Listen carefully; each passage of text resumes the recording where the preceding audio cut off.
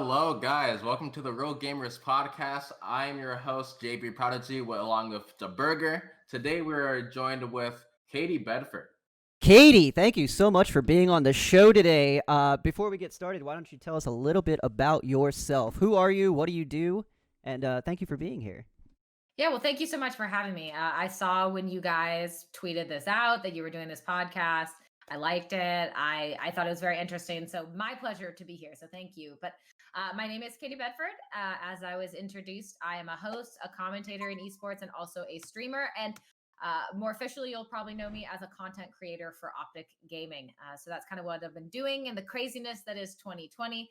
But yeah, a woman of many hats, shall we say.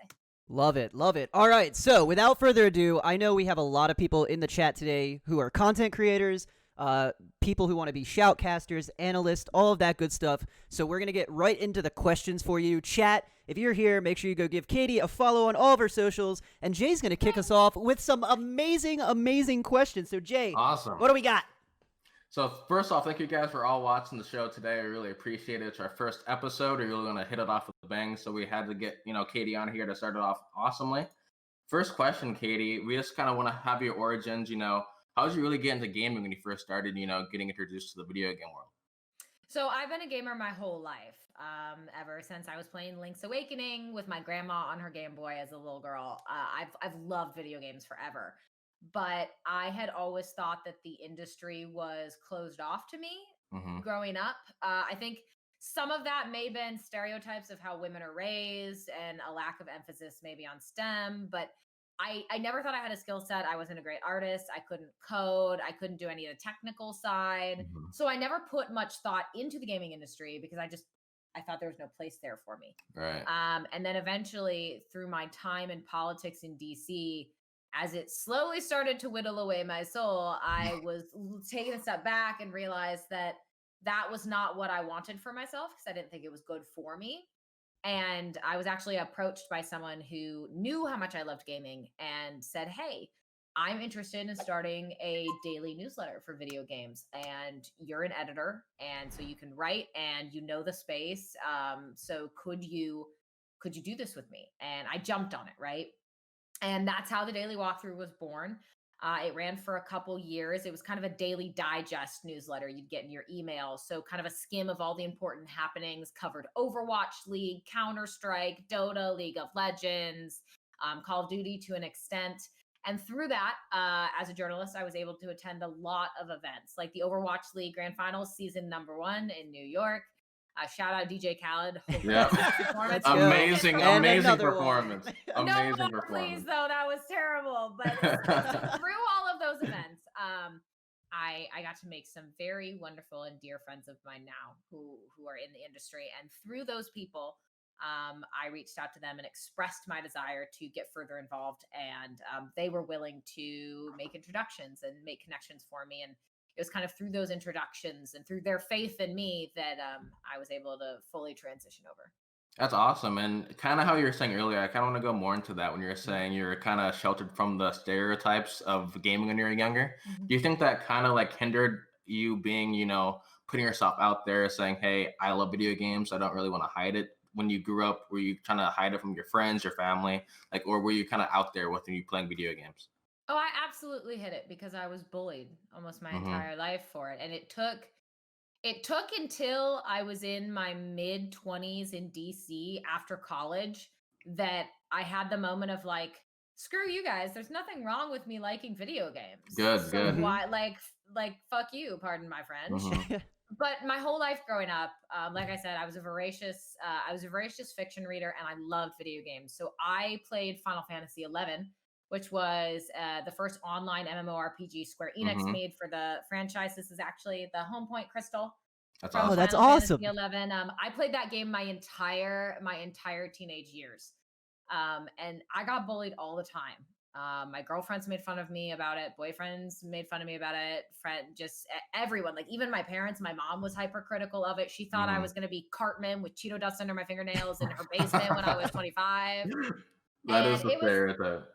Yeah, it was just really hard. So it was the women don't need to be in STEM narrative that I had growing up. coupled with it's weird to play video games and it's even weirder for women to play video games. So why are you Mhm. so weird? So yeah, I ended up as much as I loved it, I never talked about it. I never Mhm. shared it with anyone. I was still an avid gamer, but Right. my only friends that I could really ever express my joy to were my friends that I knew through gaming, my online friends. Right. So Right. that actually makes me have a really good question. So at what point do you remember if it was like one specific moment where you just said, you know what, fuck this, like this is who I am. I'm gonna start owning it, or was that like a slow progression? That's a really great I think that's a great question. I think it was more of a slow progression, honestly. Mhm. And I cannot remember the exact scenario, but I get these like whispers of a memory, and Mhm. I feel like there was probably a moment I think where it was one of my friends in DC, who he likes video games as well. And I think he saw my gaming setup at my house when we had people over, Mhm. and he was like, "Oh my god, you play?"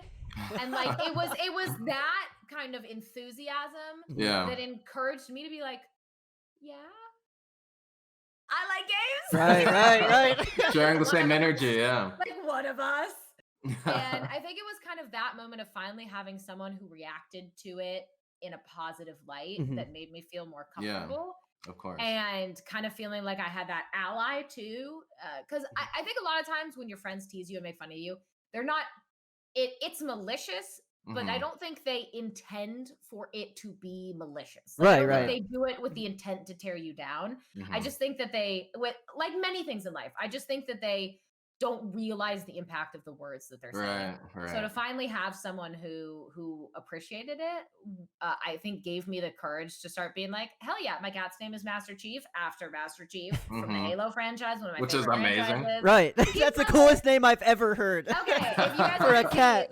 that's Master Chief. He's right there. Up He's in at the the windowsill. window. He's hanging out. He's posing perfectly in the sunlight. Yes, but that was what encouraged me kind of like show off my cat and be proud of Mhm. like my cat, and what, because people are like, why are you naming him Master Chief? And I was like, you don't understand. He's really cool. But just know he's the savior of our universe. John 117. Shout out. That's all I Right, have to say. right.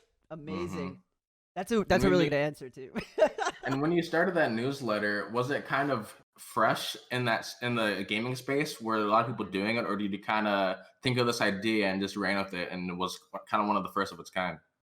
So probably the latter. There weren't really any others because I had researched that before we started it, and there was really no one else doing these digest emails. And Mhm. funny enough, a lot of the people that I met through that newsletter, and a lot of the people who are my friends now, after I stepped away from my newsletter due to internal reasons, a lot of those have sprouted forth now. A lot of Right. there's been a couple of companies, other people have been starting newsletters in the daily walkthrough stead. So I don't want to like claim anything at all because I think people would have eventually come up with these ideas on their own.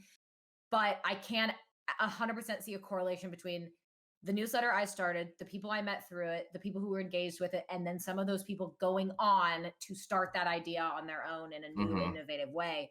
But I loved it. I thought it was absolutely fantastic. I had so much fun. I didn't want to leave it, and that's a Right. story for another day. But suffice to say, it was a really a wonderful time in my life, and it was cool to kind of be one of the first in the space to do it, Mhm. because the folks that read it tended to reach out and be like, "Hey, this is so helpful to me. Like I'm too busy in my day, so Right. this is so great." So it was always a feel good thing to know that I was helping people make their day a little easier. Yeah, for sure. That's oh my gosh. So that actually leads into our next question really, really nicely. So we wanted to talk more about your origin on your content creation journey. So Mhm. you're a content creator for OpTic Gaming. You talked about, what your early content looked like, the walkthrough, the daily walkthrough.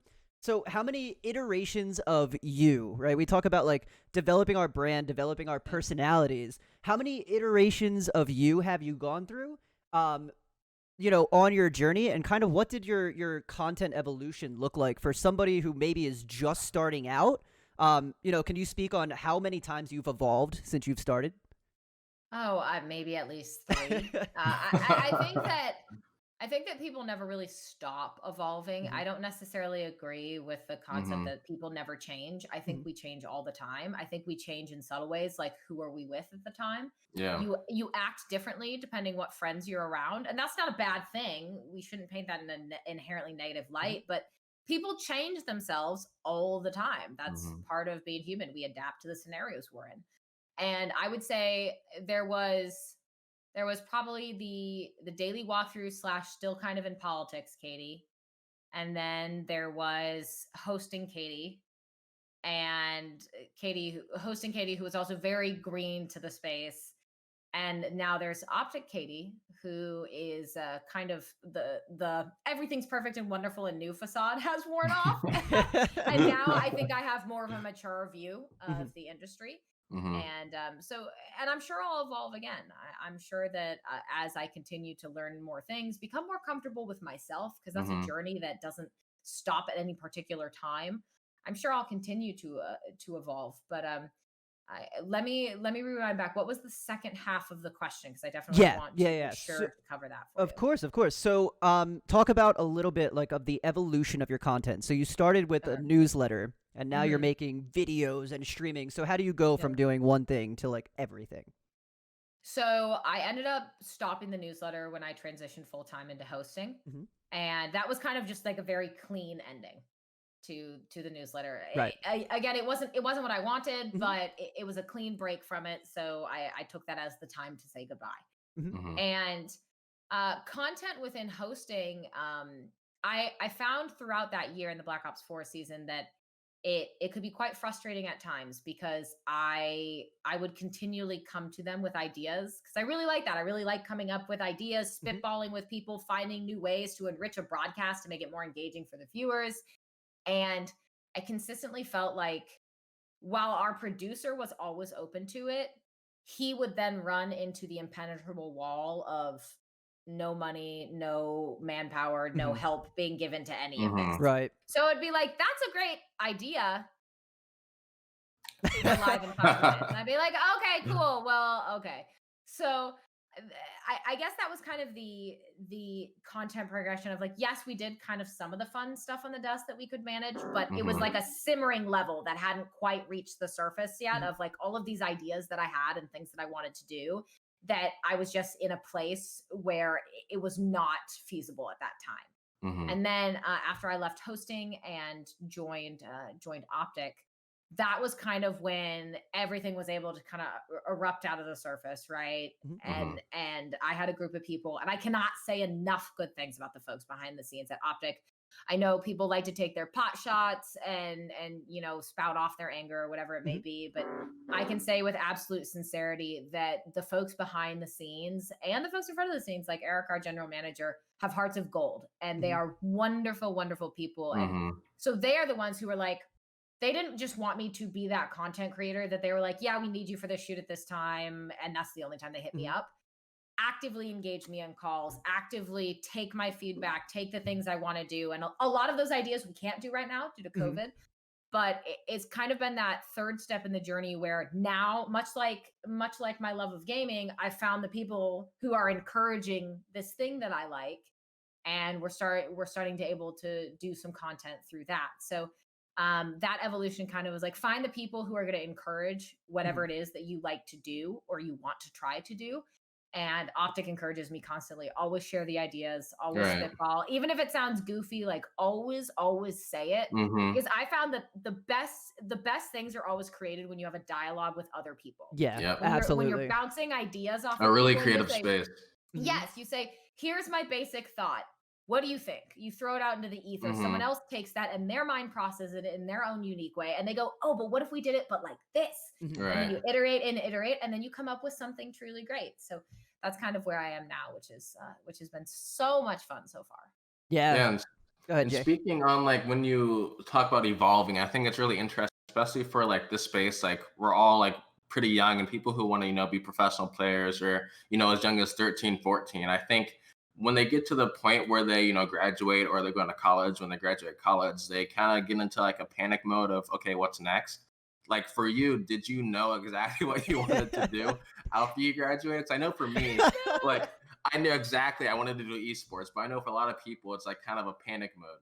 That must have been nice for you. Yeah, I had imagine that. knowing where you're going. Yeah. So it was actually it was kind of just happenstance that I ended up stumbling into politics. Hmm. And while I am forever grateful that it ended up getting me here, I wouldn't really repeat the experience if I could. Hmm. But I was in the summer before my senior year of college. I was a finance major with a minor in econ, and I didn't want to do fuck all with either of those things. Right. So I was sitting there like, all right, Katie, what do you want to do with your life? Ah, ha, ha. And we had a family friend who was over for dinner one night, and I was kind of lamenting at dinner that I wasn't really sure what I wanted to do after I graduated. And he was like, "Well, I work in DC, and I work with an internship, a paid internship program for journalism. And I think you are articulate enough and you are well spoken enough that you could probably do something there if you're interested." And I was like, in my mind, I was like, you're offering me job security and a job path right after I graduate. Like, yes, I'm going to take that. 100% I'm going to take that. Mhm. And so I said yes. I switched some classes around, took journalism my senior year, and then literally walked across the stage, packed up my stuff, got in a car, and drove down to DC that same day. Hmm. And that's kind of just how I entered into that whole realm, was the offer of a family friend. And that kind of started that whole journey. But no, I guess to go back to the question, no, I didn't know what I wanted to do. Hmm. And that's okay. That's okay to not know what you want to do. I think more often than not, people aren't sure. Right. And college isn't supposed to be this revelation of what you want to do for your Hmm. entire life. You're not a sim, right? It's not like you pick this career path and you just go down That's it forever. automatically what you do. Yeah. Right. Yeah, it's like, no, college isn't right for some people, and that's fine. That's Hmm. fine. You shouldn't feel like you're a failure if you don't go to college. Right. But I think at the end of the day, I don't think we're encouraged enough to try things. Hmm. I think the kind of the barrier to entry to trying is oftentimes so high that we just kind of swallow it and pick something and just hope it works out. And I don't think Right. that's really a conducive recipe for a very happy life. Exactly. I think a lot of people kind of just get in their own heads of like, okay, I'm going to school for this, or I really want to be this and that, and they just, burrow their head down and just grind, grind, grind towards that. Right. But they don't see like, hey, I might be doing this, but there's 100 other avenues of, success that you can go down, even if Right. it's, the main goal is working in gaming. Like, say you want to be a YouTuber, you could do 100 different things of Mhm. content creation, but people are so like stuck that they just only want to do that and not, take a chance to explore other things, like you were saying. Right. Yeah, no, I think it also breaks into kind of seeps into the rest of the industry. Like you were saying, it's not just individual content creators that are kind of scared to try new things, like that barrier of entry for new content. Hmm. I think that barrier is around for everybody. We make content for Rain Phase and everybody else, and I think that there's a big people are worried about trying and that evolution, right? So, is there anything that you specifically do, Katie, in your own content? Like, do you strive to kind of like change something every time, or are you one of those people that has to you plan things out as you go along? So how do you kind of like grow your content without doing something crazy out there and then having people absolutely hate it, but not get stuck at the same time?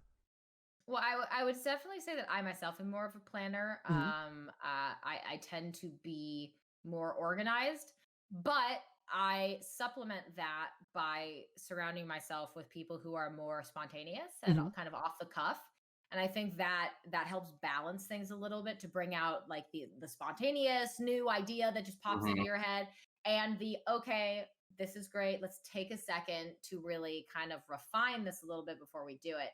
But for myself, honestly, when I stream, for example, when I stream, the one thing that I try and keep in mind the most, and this is one thing that I tell a lot of people who ask me about streaming, aside from first and foremost, pick a schedule and stick to it. Right. Um, Right, the basics. yes, I've always prescribed to be authentic, Mhm. because when you're authentic, people can see that.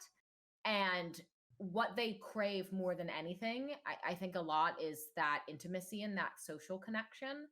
I think Twitch can oftentimes be an intimacy substitute Hmm. when Mhm. people lack it in their own lives. So I've always tried to be as authentic and open in my Twitch stream as I possibly can be. Same with on Twitter or anywhere else. If you want to have a dialogue with me, positive, negative, or neutral, I'm down to do that. Mhm. Mhm. And I've always seen a very positive response from that, particularly on the stream. Hi, Chief. Yeah, see, There he all him goes. doing He what wants I the said, babe. spotlight. And I've always found that people tend to relate to that very well. Mhm. That you're providing a space for them to be acknowledged and to be appreciated, and I can give that to them, and they give it to me in return. And I've honestly, in all aspects of my life, I've felt that that has been created a healthy ecosystem for me. Because Mhm. even on down days, I now have a community on Twitch that will help uplift me and bring me up, just as I try to do for them. So Right. I think to go back to that, I think authenticity in what you do, as Mhm. fluffy and out there as that is, authenticity is always received well. Mhm. Always, always, always. Like, even if an idea doesn't land, if you're authentic and enthusiastic about it, people will appreciate it for that reason. Right, right. No, that's an amazing answer. Actually, I did not see that one coming. Authenticity to evolve. I love that. That was great. Jay, do you want to take us to the next question about casting? Yeah, absolutely. And there's actually a question from the chat that we can answer. Oh, there we go. Let's go. Vanish Ooh. asks, "What would you tell your younger self knowing what you know now?" Oh, Classic question. girl, don't be afraid to say no and stand up for yourself.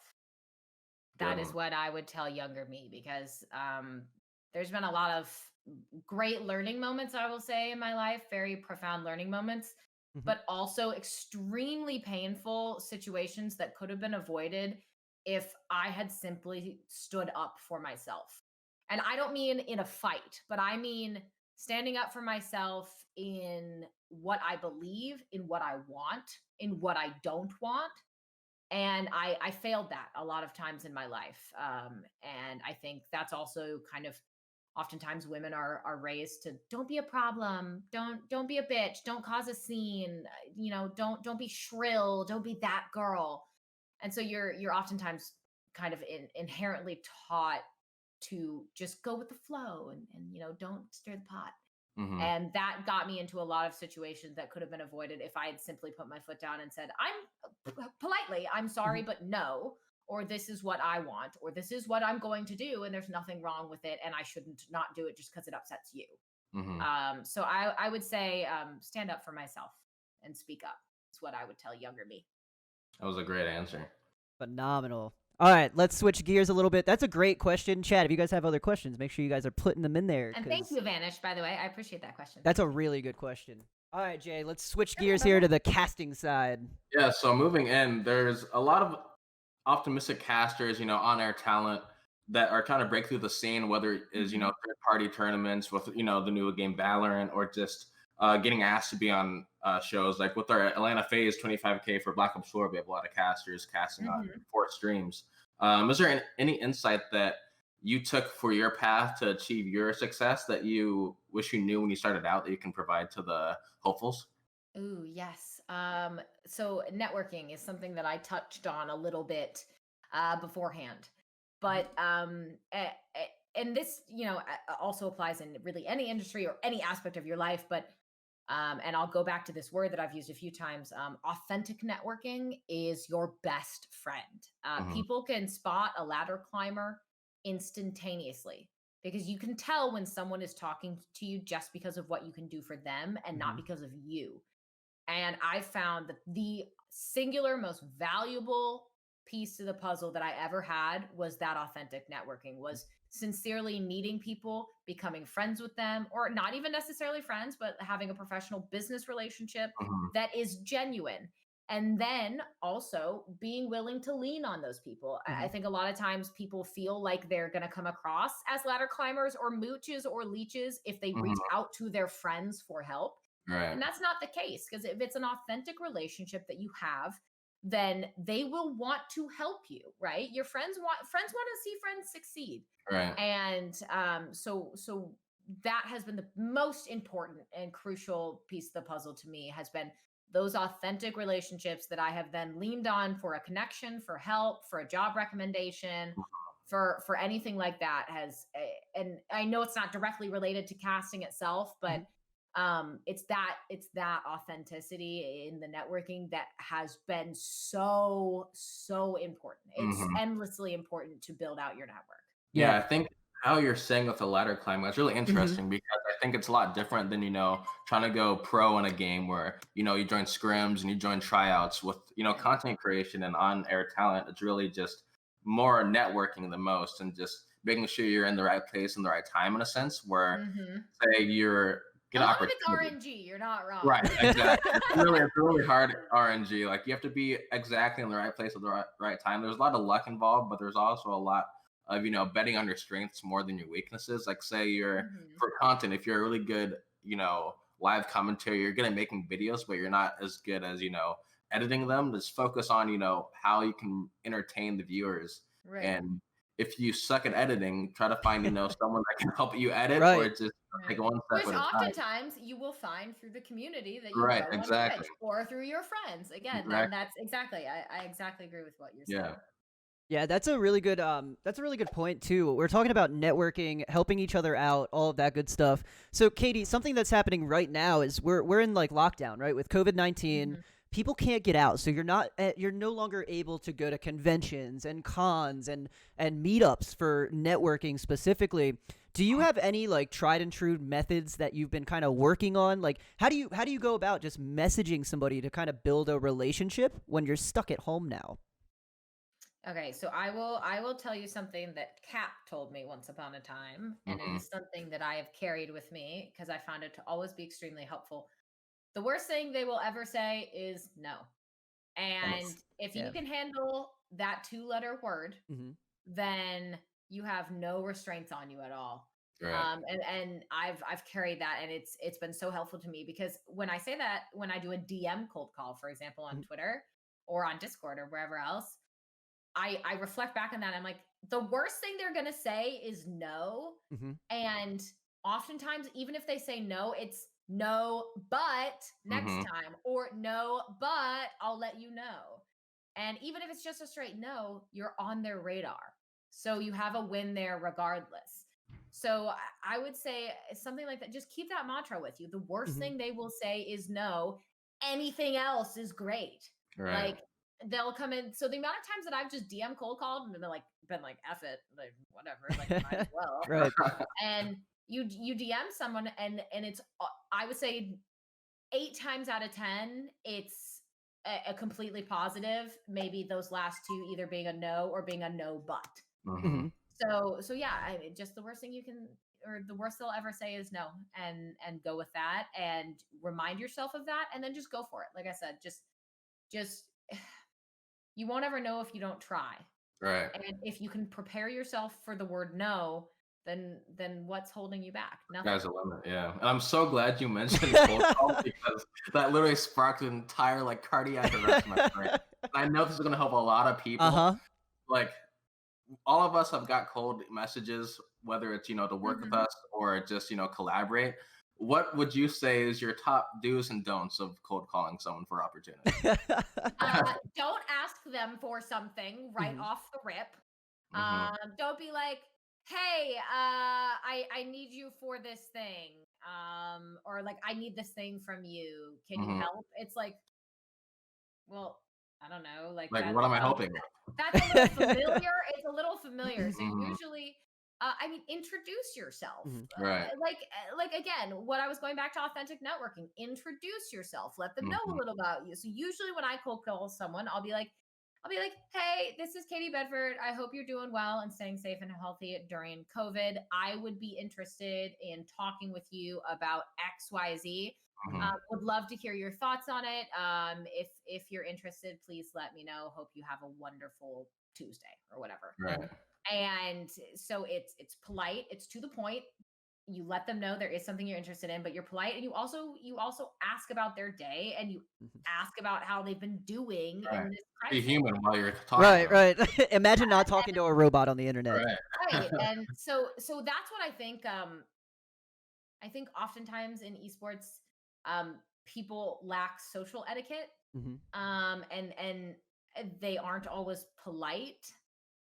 And I don't think it's because they're trying to be rude. I just think that Mhm. maybe They didn't really learn how to have those more professional interactions with people. Right. And so that's why someone will just be like in Twitch chat, if you've ever played, like someone will come in and be like, when are you going to do this? And it's the Mhm. only thing they The say. It's the classic only thing backseat they gaming. say. Right. And I sit there and I'm like, hi, nice to have you in the channel. Thanks for joining. My name is Katie. How have you been? You know what I mean? And then they're just like, but when are you going to play that game? And I'm like, okay. So again, I think it goes back to, and this is kind of all of these things have been tying into a few points. The worst thing they can say is no. The kind of authentic networking in this, and as well as like be polite and be a real human being. Be polite and be a real human being, and I think it'll get you many places. Exactly. If you know how to handle yourself at a rudimentary level, at least in professional or semi-professional settings like that, then it will pay dividends to you quite endlessly. Yeah, absolutely. That makes so much sense. And that's something that me and Jay have to do for the podcast, right? We always have to cold DM people that maybe just getting guests, and people don't think about running that. So we're actually going to have a series, Katie, called Rate Our Pitch, where we're going to ask you guys how the real gamers did when we contacted you. So now's your chance to completely, be like, hey, this is how bad they are at DMing. They're terrible. They're absolutely terrible. So rate our cold DM. How did we do with approaching you as a human? Okay. Well, I was gonna say I actually was gonna mention that earlier, and I ended up not doing it because I forgot. But the fact that like you guys, I liked that tweet, and then you hit me with the cold call, and here we are. Because again, the worst thing someone can say is no. Right. Here we are. No. And so I'm pulling it up on my Twitter right now. Oh gosh, she's gonna go through. Run us through it. So give me I'm just run through this. See, okay, perfect. Hey, Katie, I hope you had a great weekend. Thank you. I did have a great weekend. Everybody should have a great weekend. There you go. Keeping this super short because I know you're busy, and that's like an appreciation of like, thank you. I appreciate that. And then it all of those things. Asking me about my weekend, telling me you're going to keep it brief because you say that I'm busy. Like all of those things are thoughtful. It immediately gives me the impression of thoughtfulness. And then of course there's kind of like the slap and tickle of like, we think you're cool. Come do this cool thing with us. And I'm like, wow, well my weekend was really great, and I appreciate that you guys are short, and like you guys seem cool and you like me, so let's do it. Like that's kind of the positive response that you get out of that. So I think that you guys really did a phenomenal job. You end with if you're interested, and then keep on keeping on, and that kind of made me smile. So no, I think you guys did a really good job. It was articulate. It wasn't too long. It was sincere, and it was also to the point as well. Awesome. Yeah. No. If we're gonna be trying to help people do this, we have to at least know we're doing it half correctly before we start spewing out facts. Good model.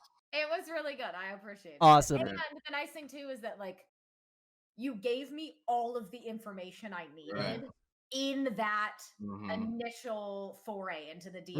Right. I was able to get all of those things.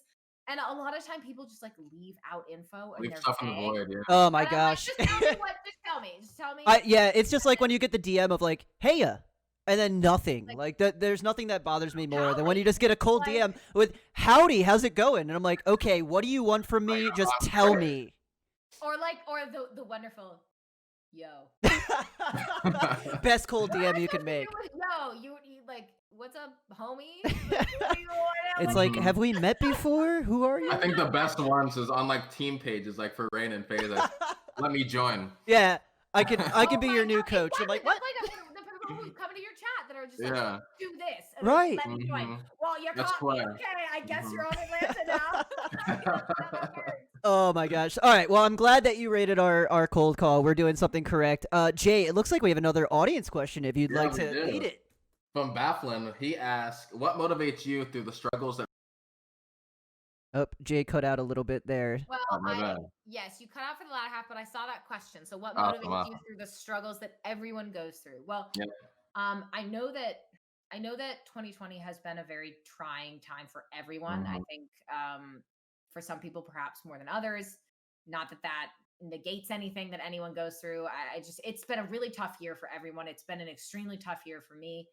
So what motivates me? I have a firm belief that it will get better. And it will get better in part because I will wake up every day, as cliche as it sounds, and put Hmm. one foot in front of the other. And I will do the small tasks in my day that make me feel like I accomplished something. That's always been something very helpful to me. And I think I can't remember what I heard this from back in the day, but it was, I think it might have been like maybe a retired Marine or something was saying this. He was like, even if all you do in a day is make your bed, you have accomplished something. Hmm. Mm-hmm. You have accomplished a task in your life. And that was something that really stuck with me because uh, even in the days where I don't feel like streaming, and we all have those days, I get up, make my bed, boom. I feel like my room's clean. I feel instantly better for it. I feel like I've accomplished something. And then it makes it easier to do that workout I don't feel like doing. Hmm. And then you do the Yep. workout and you're like, wow, great. Okay. I've done these things. Maybe I still don't really want to stream, but I've done everything right so far. So I might as well keep going. Right. And I think that in times like this, I believe it will get better. I believe that it will. And I think that sticking to routines and sticking to um, normalcy, what was normalcy, as much as you can, is very important to mental health. I think the worst thing Yep. you can do is just fall into a malaise, fall Mhm. into, eating poorly and not working out and not doing anything and stopping all the things you enjoyed, or just kind of isolating yourself or not reaching out Hmm. to people because you can't see them. I think that kind of sometimes that laziness can spiral you. Yeah. And Mhm. I am no perfect person, trust. I have days where I get out of bed at 3 p.m. and I don't do a damn Mhm. thing. And everyone's going to have those days, and that's okay because sometimes you do need those days, but make sure those days don't become your everyday. Yeah, and speaking of mental health, obviously there is not much we, quarantine and staying inside. What's kind of some of the stuff that you do to escape, your daily life with streaming and stuff with Optic, your daily job? Like, how do you escape like the fortitude of your mind? So I am lucky in the sense that I'm not the biggest extrovert. It might seem like that because I'm loud and I do all these Hmm. Mhm. things, but at the base of it, I do prefer to be alone.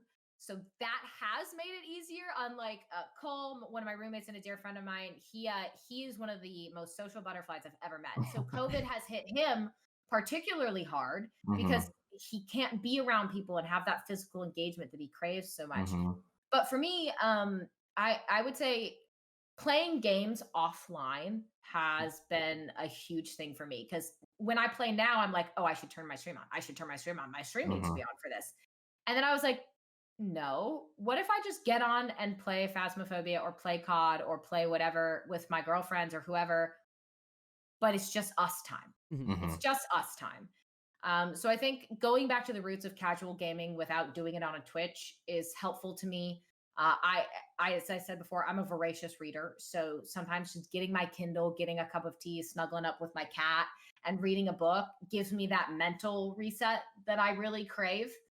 And then everything like Zoom calls, like doing like gaming, get girls' night with games and grab a bottle Hmm. of wine Mhm. and you know what, have some fun. Games and drinks Um, is always a Yeah, go-to. that, games, you games can and always drinks, fall yeah, back on it. games and It's always drinks, a and go-to. and for me personally, reading is a very great thing for Mhm. me. But I would also say uh, leaning on my friends. Mhm. Sometimes there's days where you're down, and I think again, this is an ode to what I was talking about before, but um don't be afraid to lean on your friends for emotional support. That's what they're there for. And if they are a true friend to you, then they will be there for you just as you will be there for them. So if you're having a day where you're struggling mentally or even struggling physically, like I have chronic back pain. So I Mhm. have days where it's really bad.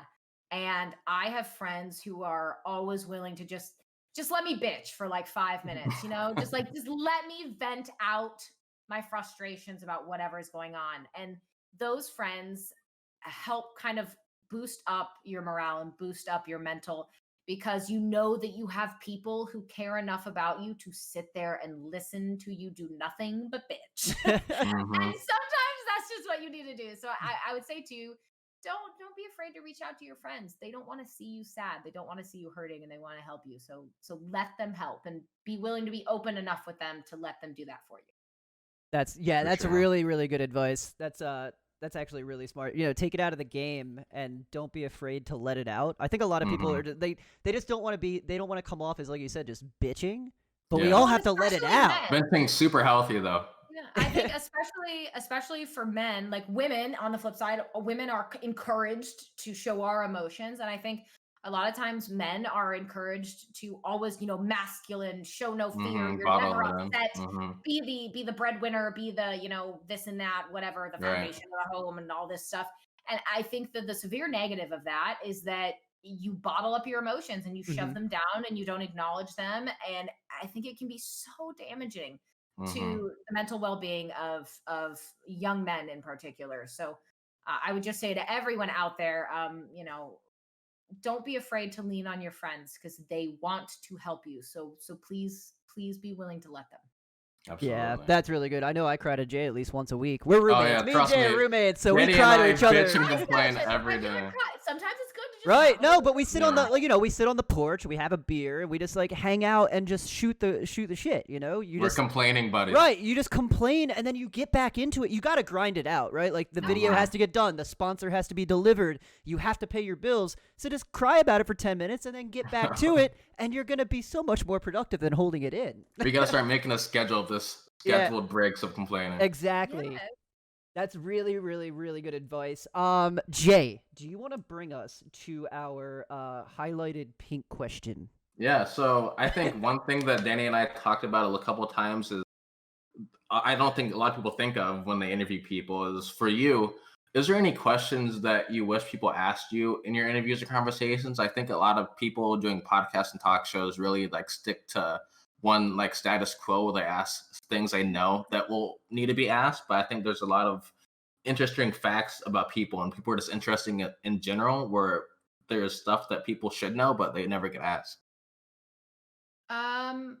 So I tend, it's funny, as like hopeful and uplifting as I'm trying to be, I'm also a very bad pessimist at times. Mm-hmm. So something that's very interesting to me is what are your regrets and what are Mhm. your aspirations? Mm-hmm. And I think when you specifically when you couple that question together, Mhm. what does the question truly become? It goes, what are your mistakes? How did you learn from them? And how are you utilizing those mistakes to become a better you? Mm-hmm. And I feel like that question oftentimes spawns very real discussions. Mhm. Right. Hard, Deep sometimes discussion. very, Yep. very deep, yes. But I think what it does is it frames a very meaty, substantial question in a way for the interviewee that it's like, we don't just want to focus on your regrets. Mhm. We want to know what those were, and then the progression of how you took those regrets and you Mm-hmm. turned them into positives in your life to improve yourself. So I think kind of questions like that, while they're difficult and they're tough for sure, tend to produce some of the best content. A we lot can- of value. Uh-huh. Mm-hmm. Yes. Yeah, I think they break down that wall, right? Like Mhm. that is like to the meat of your soul, and you can't hide it. It doesn't matter how hard you try, you're always going to have those mistakes that stand out. And I like the fact that you go from the mistake or the hard lesson into how you're going to get over that obstacle. Because it's very easy to get stuck, but you keep it upbeat by moving it along. So, we're going to ask you now. We're going to ask you the question that you just asked. We gotta follow it up. Right, we got to follow it up. So let's get real. How would you answer your own question? How would I answer my own question? Well, I would answer that by saying one of my biggest regrets, and again, I mentioned it earlier about not standing up for what I thought was Mhm. right, or not standing up for myself. That would be one of my regrets, I suppose. In a condensed way, that would be a regret I've had, and I've learned through some trials and tribulations to never let that happen again. As hard as it is to put my foot down in certain situations and be like, this is what I want, this is what I'm doing, this is who I am, and it doesn't mean it's wrong if you're upset by it. Mhm. I think that's kind of, people correlate those things, and that's not true. Like, just because you've upset someone doesn't mean you've actually done something wrong. Mhm. So that would be a regret of mine for sure. But Um, I think one of probably my biggest regret ever was um just so blindly getting caught up in the political life. Mhm. Um, I I I went into it from that job from a family friend, and I was so naive and so green to the world, and it was fun. It was really fun. The parties and the cool stuff you got to do and the cool people you got to meet, and everyone butters you up and pampers you up Hmm. to like, oh well, you should do TV or this or whatever. Right. And it was just so easy to go into it, eyes wide shut. And um I became the end result of that was that I kind of became a more shallow person. I became a more closed off person. Hmm. And my whole life suddenly became get the most viral tweet or get this person to retweet it or how can you make this do this or whatever. Hmm. And it was an exhausting, shallow existence. And that wasn't who I am at my core either. I'm not a closed off, shut off human being. I enjoy listening to people. I enjoy surrounding myself with people from all backgrounds and walks of life. And that wasn't what I was doing. It was like camp A and camp B. Hmm. And my life was definitely a regret because I was so naive to all of it. And I shouldn't have been. Mhm. I shouldn't have been. Um, and so extracting myself from that Hmm. was kind of step number one. And now that I'm here, I take that experience as a positive that I try to remind myself of every day because now I look at my friend group and I look at my Twitch community and my mods and my roommates and everyone else Mhm. and I smile for the fact that I am authentic to myself now of being surrounded by folks who can enrich my life by expanding my worldview with how different theirs is from mine. And that's Mhm. not something I was doing for a very long time. So I look at that and it reminds me of something I never want to go back to. And it reminds me of how easy it is to be blinded. Right. Hmm. And I think that's something people don't realize. Like, if oftentimes you assume the best because people are nice to you and they Hmm. help Mhm. you. People don't always have your best intentions in mind just because they're nice to you and they help Right. you. And I keep that in mind now. That was a big lesson for me that I've held close to my heart now too. Is I don't want to ever be jaded now at all, and I don't think I am. But I always have that in the back of my mind of kind of the okay. I hear what you're saying, and I will trust you, and I will take this at face value. But there will always be that little alarm bell in the back of my head now of reminder, Katie, people don't always have your best interests in mind. Hmm. You experienced it firsthand, you fell into it firsthand, so just have your guard up a little bit. And I Mhm. think that has helped me to be a more well-rounded person now. As hard as it was to kind of go through then, I think I've come out the other side as a better person for it. Hmm. Definitely. That's incredible. That's why I love that question because you get to answer something you never answer. Mhm. That was phenomenal. So we have time for this last audience question, Jay, and then we have one more follow up question before Katie's gonna plug all of her amazing socials. So Jay, if you want to give the audience question, and I'm gonna get our question ready for Katie. Yeah, Lampage just asked, which I think is cool because we're kind of in the era where everyone that we like look up to are like the gaming icons. We grew up with them. So, what role model or idol in the gaming space did you really like look up to when you were first getting into it? That is a phenomenal question. Wow. Um gosh, that's a really, really good question. I'm not sure that there's just one Hmm. perhaps, but I would say um so I p- played a lot of Halo growing up. So Halo Right. is one of my favorite franchises. As you guys saw, my cat's if he's sleeping behind me. Um so I always very deeply identified with Cortana. Hmm. Hmm. And if I ever get another cat, she'll be a girl cat. She'll be named Cortana. Master Chief and Nice, Cortana. I Oh nice. like Oh my my it. I like gosh. it. god! What a duo. But I was always so entranced by voice actors in games, whether it was Final Hmm. Fantasy 11 or Halo or anything else or Mass Effect, Dragon Age, whatever it may be. And so I looked them up because I couldn't quite remember the names, but there's Natasha and Jen were two of the voice actors for Cortana, and I remember I had moments where I was like, that's so cool, man. Mhm. That's so cool that you get to do this. I wish I could do that. Like, those are girls in that space. That's so Right. cool. They're kicking ass. And I think that it was more of a passive back of my mind thing. I didn't really have one specific idol Mhm. that I looked up to, but it was kind of those moments that I think subconsciously kept a little bit of a fire going in me of maybe someday, even though I feel like I can't get involved, maybe someday I can because these women are here and they're kicking ass. Hmm. So I don't know what I don't know. So maybe kindle that little flame of hope in my heart about someday being in the industry. And then, of course, fast forward however many years, and the newsletter happens, and we all know where it went, where it is now. But I just think it was those subliminal, subconscious moments of a woman's presence in the gaming industry that I think I Hmm. held on to. Again, as I said, subconsciously, those moments of like, she's doing it, and she's kicking ass, and she's incredible. Also, Cortana's a badass, and I can do that. Yeah. I can do Yeah. that too. That's oh my gosh. That's a really good. I That didn't was even a think phenomenal about that. answer. That's incredible. All right, so Katie, before we have you sign off and plug yourself, now is your chance to ask the real gamers any question you'd like, anything that you can think of for me and Jay. We're gonna answer a random question because it's not fair that we just have to grill you all day. So is there any Ooh. random question, and it can be anything. It doesn't have to be about gaming, Absolutely esports, anything. literally anything. Ooh, that is And I fantastic. didn't add it to the question sheet. I should have, so you could have thought about it, but now you're on the spot. No, no, You're on the no. fly. That's great. Okay. So, hmm. Let me marinate on this Oh, for you just take your let me marinate on this oh, for just you take your time. Chat while Katie marinades. I'm putting all of Katie's socials in there. She's gonna plug them before she leaves anyway. But make sure you guys click those links while she's formulating her question. Make sure to right now. follow her on there. Ooh, okay. What you got?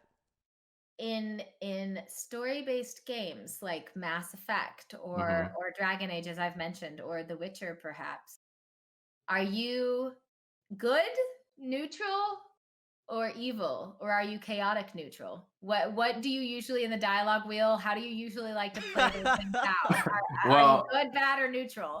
All right, for Jay, go me, ahead. yeah, for me, my favorite game of all time is a recent game I did do, Okay, and solid. I was I was completely evil. Like I don't Really? know what, yeah, I don't know what it was, but it was the most fun. Just making sure I just did the worst decisions possible. Like Really? Oh my god, I yeah, would feel so bad. I mean I did at first, but I'm like, you know what? I kind of like being the bad guy, so I just ran away. Oh my god, criminal mastermind in the name of Yeah, right? yeah. I felt Jay's such a if you nice just guy. Jay's if such a you nice just push guy. through the guilt, it'll be Yep, okay. yep. Damn. Okay. So we've got evil. I usually try Hmm. to be nice. All You try right. to be nice in the fictional Yeah, video game. Aw. I don't like hurting people's feelings, you I know? Right, feel it. right, right. I like putting him in the dirt. I have to be mean. Yeah, Yeah. Jay's brutal. Jay is so brutal. Oh my gosh. Mine would have to be so I'd played a lot of Fallout in my early days, and whenever I Mhm. ran a character, I really liked running characters like the Doctor from Doctor Who. Right? So doesn't kill Okay. people, likes to talk their way out of things. But then if I was in a bad mood that day, of course I would try to con everybody. So I'm always a con man too. So I you're don't more know of a why. chaotic neutral. Chaotic neutral, yeah. Yeah, chaotic Okay. neutral. Yeah, if we're gonna put it on a Oh, wow, we square. have the whole We trifecta have here. we have a Yeah, triangle of characters in a this video is a huge game. spectrum. That's so yeah, that's our answer. Guys, I just wanted to Katie, thank you so much for coming out on the podcast. Thank you We for having really, me. really appreciate it. I think our audience got tons and tons and tons of insight. Yeah, this was awesome. Yeah, it's really, really cool. We wanted to thank you for taking the time on a Sunday afternoon to like get on with us and call. Chat, please make sure you go follow all of Katie's socials. Katie, where can our audience find you? So you guys saw it there in the chat. It's Worlds Bedford on Twitter and Instagram, all one word, Worlds Bedford. And then it's Katie Bedford on Twitch. Don't ask me why it's different. I'm not sure. But it's Katie Bedford on Twitch. I will be live later today playing Ghost of Tsushima and then probably some Phasmophobia and Among Us this evening. So I would love to get to talk with you guys on a more personal level if you care to swing by the stream. But other than that, those are my socials. And I just want to say thank you so much for you guys coming out and supporting these two wonderful gentlemen in their first debut of the podcast. Thank you for listening to me. And to you guys, thank you so much for having me. This has really been great. Absolutely. It was amazing, guys. So keep an eye out on the Real Gamers podcast Twitter because all week it's going to be nothing but Katie Bedford content. World Bedford content. World Bedford content for a whole week straight. We're going to be cutting this up right after the interview, and it'll be live on YouTube tomorrow. Guys, thank you for tuning in. I'm Dahberger. I'm JBProdigy. And this was the Real Gamer podcast with Katie Bedford. Thank you. We'll get the ending one of these days. Thank you guys so much for tuning in. Catch you on the next one.